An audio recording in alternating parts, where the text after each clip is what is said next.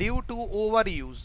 समझ में आई बात? मतलब क्या हो गया कि ओवर यूज के कारण कोई भी एक जो कहावत है, कोई भी एक फ्रेज है, कोई भी एक ईडियम है, ठीक है ना, कोई भी एक अच्छी बात जो है उसको क्या क्या क्या ओवर यूज के कारण अब वो जो है बिल्कुल एकदम निरर्थक साबित हो गया, उसे हम लोग बोलते हैं प्लैटिट्यूड। प्लैक का मतलब याद रखिएगा कुछ भी एक मेटल आप बोल दो, है ना, कोई भी एक मेटल हो गया, या फिर कोई भी एक आपका लेट्स हम बोल सकते हैं कि कुछ भी क्या एनीथिंग, कोई भी एक पेंटिंग हो गया, ठीक है, मेटल पेंटिंग, या फिर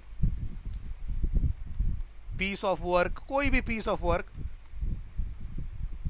ठीक है, हंग on wall, hung on wall, उसे हम लोग बोल सकते हैं प्लैक, ठीक है। और प्रिम का मतलब होता है जो बहुत ही ज्यादा अवेयर है, जो बहुत ही ज्यादा कॉशस है, ठीक है, उससे हम लोग क्या बोलेंगे, प्रिम। जैसे कि अगर मैं बोल सकता हूँ कि the matron of the hospital या फिर the matron of the girls hostel is prim in nature, मतलब बहुत ही ज्यादा अवेयर रहती है, हमेशा एकदम कॉशस रहती है, चौकन्ना रहती है, तो उसे हम बोल सकते हैं प्रिम लेडी, ठीक है। पहला वाला हो गया। नेक्स्ट हम लोग चलते हैं, ये रहा।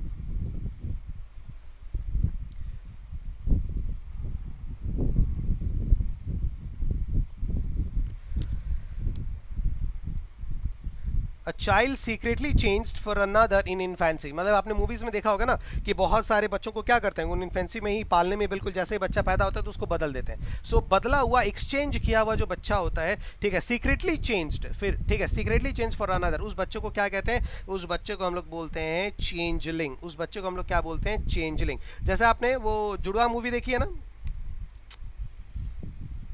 आप लोगों ने जुड़वा मूवी देखी होगी, है ना, वो जो अभी वरुण धवन की या फिर पुराने सलमान खान के, तो उसमें क्या होता है, बच्चों में दोनों बदल जाते थे ना। सो दोनों क्या थे, चेंजलिंग चाइल्ड थे, दोनों क्या थे, चेंजलिंग चिल्ड्रन थे, ठीक है। तो उस तरह सेंस में इस्तेमाल हो जाएगा। निपर का मतलब आपका क्या होगा, निपर का मतलब आप एक तरीके से बोल सकते हो ये चिमटा जो होता है, ठीक है, चिमटा मतलब पिंसर,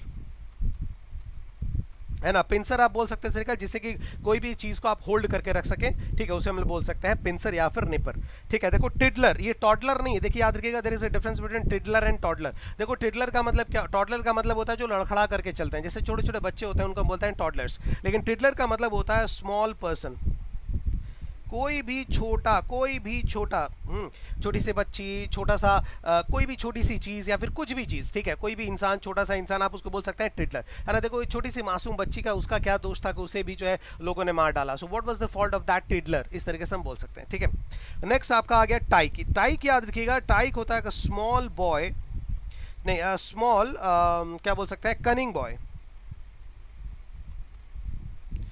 स्मॉल कनिंग बॉय, मतलब बहुत ही धूर्त लड़का है ना, बहुत ही धूर्त लड़का है, एकदम जैसे हनुमान जी बचपन में क्या थे, काफी ज्यादा, बहुत ही ज्यादा शैतान थे, बहुत ही ज्यादा बदमाश थे, ठीक है ना। तो अब उनके बदमाशी को रोकने के लिए जो ऋषि मुनियों ने क्या किया, उनको श्राप दे दिया था, है ना। सो हम बोल सकते हैं कि टाइक का मतलब क्या गया, स्मॉल कनिंग बॉय या फिर मिस्चीवियस बॉय, उसको हम बोलेंगे टाइक, ठीक है। तो इसका आंसर आपको याद रहेगा चेंजलिंग। नेक्स्ट देखो क्या है,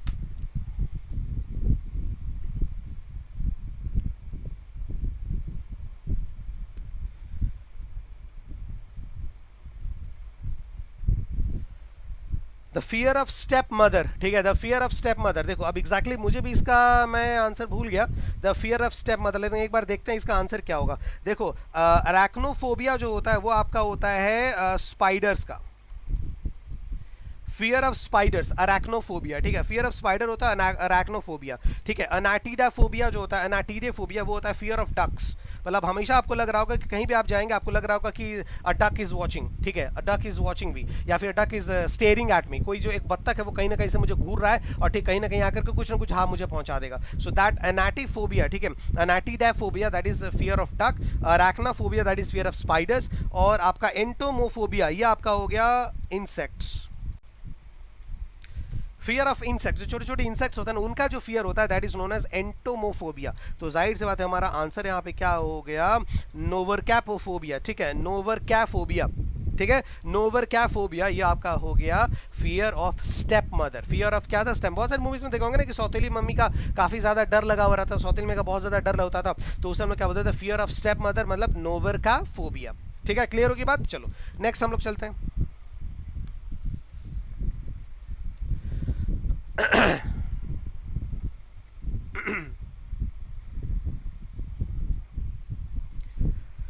हार्श क्रिटिसिज्म। बच्चों देखो हार्श क्रिटिसिज्म मतलब कि बहुत ही तगड़ी कटु कठोर आलोचना, उसे हम लोग क्या बोल सकते हैं, उसे हम लोग बोलते हैं ओप्रोब्रियम। उसे हम लोग क्या बोलेंगे, ओप्रोब्रियम। जैसे अभी सरकार की जबरदस्त जो है वो कटी मतलब कठोर आलोचना हो रही है। Now the government is undergoing a lot of opprobriums, ठीक है, मतलब जबरदस्त आलोचना से, क्रिटिसिज्म से सरकार को भी गुजरना पड़ रहा है। वो जो क्या कहते हैं अभी फिलहाल क्या नाम उनका, दुबे है ना, उनको जो है उनका इनकाउंटर जो हुआ उसका, ठीक है, तो उस हिसाब से जो यहाँ पे क्या बोला जा रहा है कि सरकार की काफ़ी आलोचना करी जा रही है कि भाई कैसे हो गया अचानक, उसे तो पुलिस स्टेशन में ले आना चाहिए था, तो फिर कैसे हो गया। तो ये इतनी सारी चीज़ें सारी की सारी बातें हो रही है, तो उस सेंस में हम ऑप्रोब्रियम बोल सकते हैं, मतलब हार्श क्रिटिसिज्म जिसे बोलते हैं। ठीक है, देखो ऑफिशियस का मतलब होता है अथॉरिटेटिव।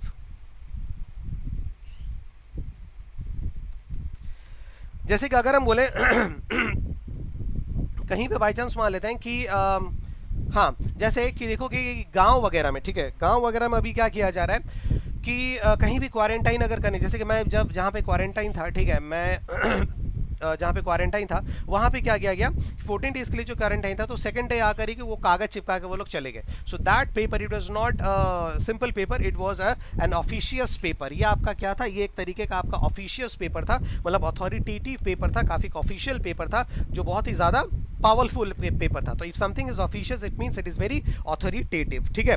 परफंक्टोरी, परफंक्टोरी का आपका मतलब होता है, एक मिनट, परफंक्टोरी का आपका मतलब होता है सुपरफिशियली, मतलब एकदम ऊपर ऊपर, सुपरफिशियली, है ना, या फिर करसरी आप लोग बोल सकते हो, करसरी ग्लांस, मतलब एकदम ऊपरी ऊपरी करके, बस ऊपरी ऊपरी जो है नजर घुमा के आप चले जाओ, दैट इज करसरी। और एप्रोबेशन का मतलब होता है praise, words of approbation, words of approbation, ठीक है, words of approbation by the WHO for Indian government, ठीक है।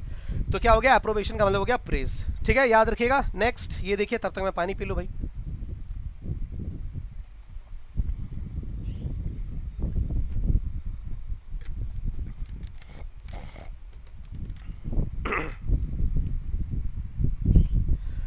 देखो क्या लिखा हुआ है, a particular method of working. क्या लिखा हुआ है, पर्टिकुलर मेथड ऑफ वर्किंग, मतलब कि किसी भी चीज के अगेंस्ट में या फिर किसी भी चीज के बारे में एक बहुत ही खास जो है वो मेथड से काम करना।